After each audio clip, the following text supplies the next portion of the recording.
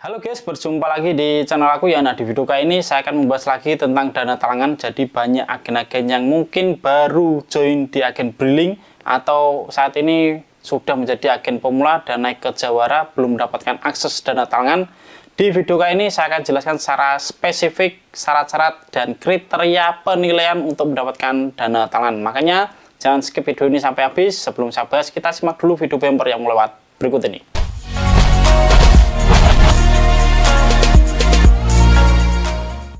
Oke teman-teman, sebelumnya Assalamualaikum warahmatullahi wabarakatuh. Oke, di video kali ini saya akan membahas lagi tentang dana talangan, tapi ini secara spesifik saja di syarat-syarat dan penilaian di dana talangan di tahun 2026 ini. Nah, jadi dana talangan ini untuk awal peluncuran dan sampai di tahun 2026 ini ada perbedaan kriteria penilaian teman-teman. Jadi kalau dulu kan dana talangan ini dikhususkan untuk agen jawara dan juragan, tapi di tahun 2026 ini agen pemula itu juga bisa menikmati dana talangan, tapi ada syarat-syarat tertentu yang harus dipenuhi dari kriteria dan penilaian dari Bank Raya.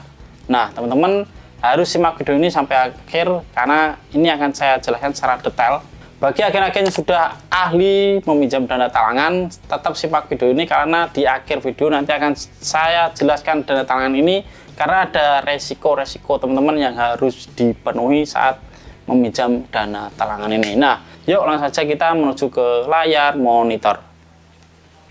Oke teman-teman, jadi di layar monitor sudah kelihatan ya ini kriteria dasar dan parameter penilaian untuk akses dana talangan khususnya bagi agen-agen yang baru join di Briling.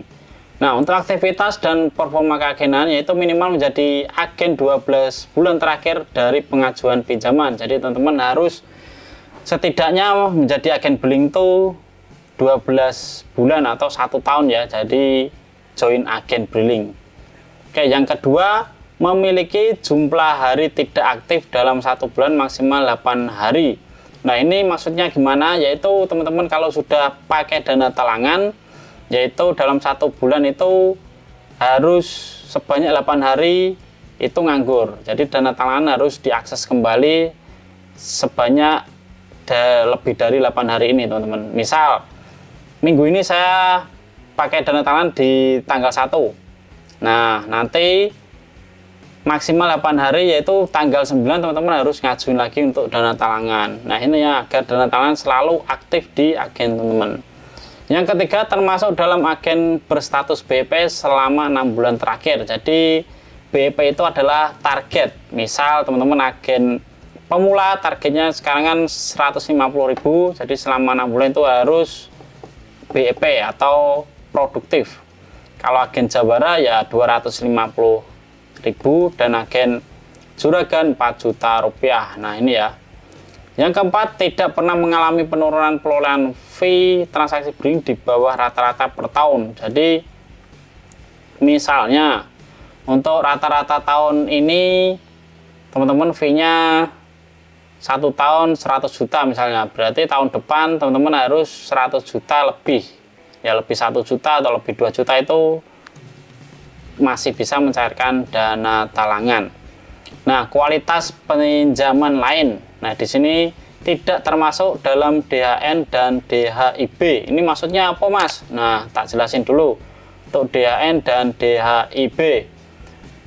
DHN adalah daftar hitam nasional, daftar nasabah yang terkait dengan penggunaan cek atau bilet giro kosong sehingga dikenai sanksi sesuai ketentuan yang berlaku. Jadi udah daftar hitam ya. Untuk DHIB adalah daftar hitam individual bank, daftar internal suatu bank terhadap nasabah yang dianggap bermasalah, misalnya terkait cek bilet giro kosong atau pelanggaran tertentu. Status ini berbeda dengan DHN karena cakupannya dapat berupa internal bank atau teman-teman udah masuk daftar hitam bank. Oke, itu ya untuk pengertiannya. Kita lanjut lagi.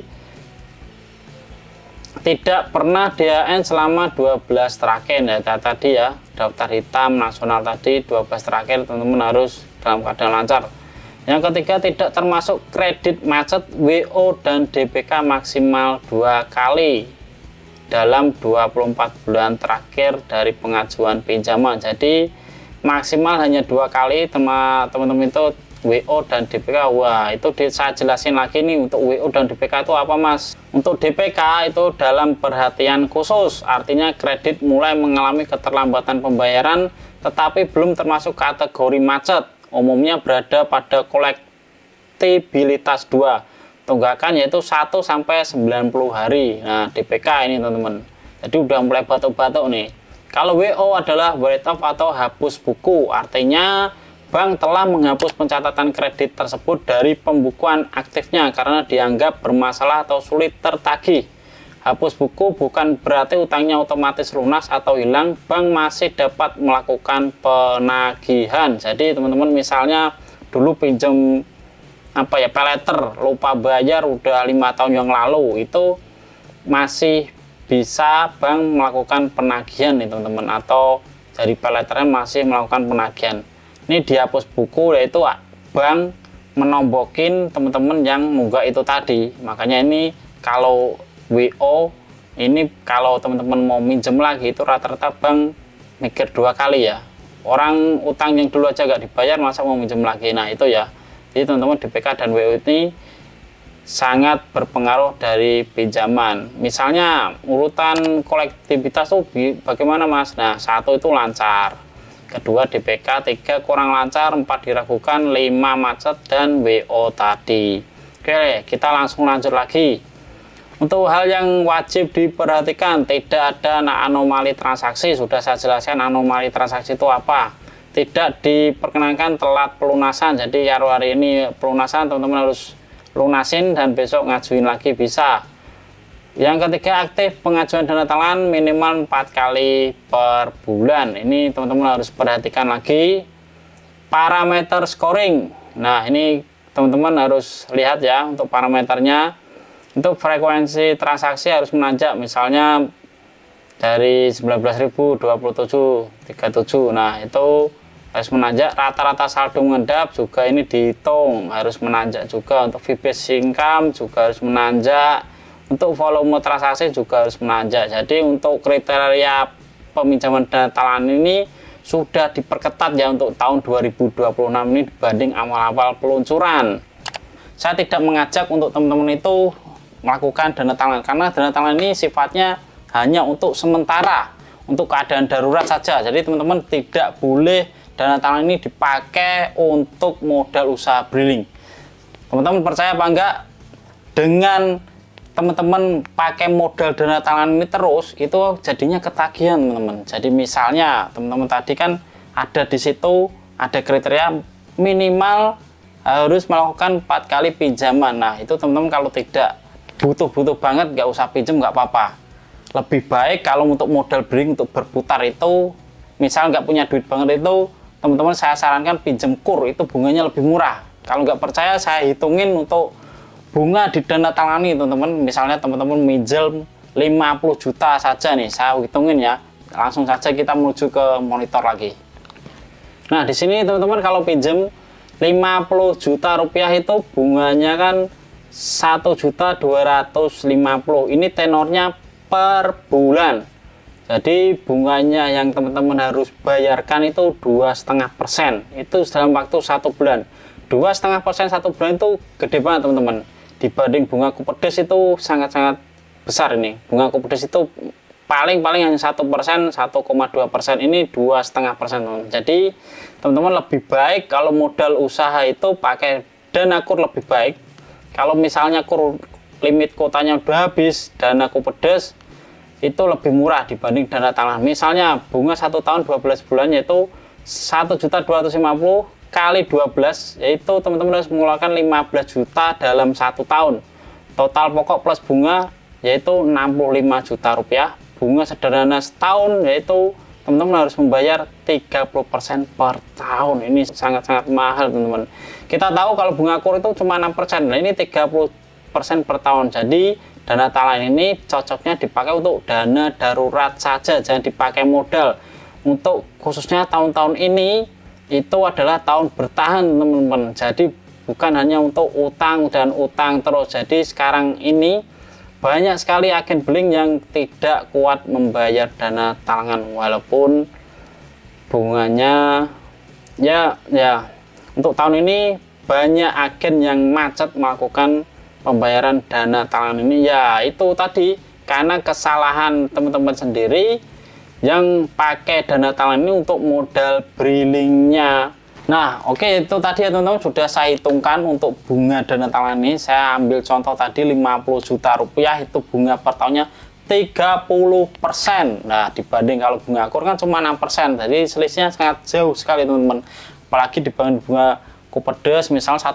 Nah, ini udah 2,5% sendiri sebulan. Jadi teman-teman sangat bijak untuk dana talangan ini dipakai untuk dana darurat saja. Kalau misal kehabisan saldo atau misal ada yang transfer besar, saldo kita kurang, nah itu cocok dipakai. Kalau dipakai modal, nah itu tadi sudah saya bilang berkali-kali, saya awal bikin video dana talangan ini, jangan dipakai dana untuk modal briling sehari-hari. Nanti akan, ya mungkin 1-2 bulan lancar, nanti ke depan akan keberatan ya teman-teman, akan macet. Alangkah baiknya saya saranin untuk meminjam kurs saja kalau kepepet memang tidak ada modal usaha. Nah, ini catatan lagi dari saya teman-teman. Jadi untuk ke depan ini, khususnya tahun 2026 sampai ke sana, itu agen yang bertahan adalah agen yang mempunyai capital yang besar atau modal yang besar. Jadi untuk agen-agen yang punya modal besar, gak usah takut bersaing dengan agen-agen yang baru muncul dengan harga yang murah. Kalau mereka tidak punya capital yang memenuhi, akan lama-lama akan mati sendiri. Dan agen yang punya modal besarnya akan masih tetap berdiri kokoh. Ini sudah saya lihat di sekitar sini, yang mempunyai agen-agen modal besar itu masih berdiri kokoh. Tetapi agen yang modalnya pas-pasan, mengandalkan hanya dana talangan, itu lama-kelamaan akan redup nih teman-teman. Jadi nggak usah khawatir untuk persaingan harga. Oke, tidak terasa ini sudah lama sekali saya menjelaskan tentang dana talangan ya teman-teman. Semoga bisa menyerap video ini.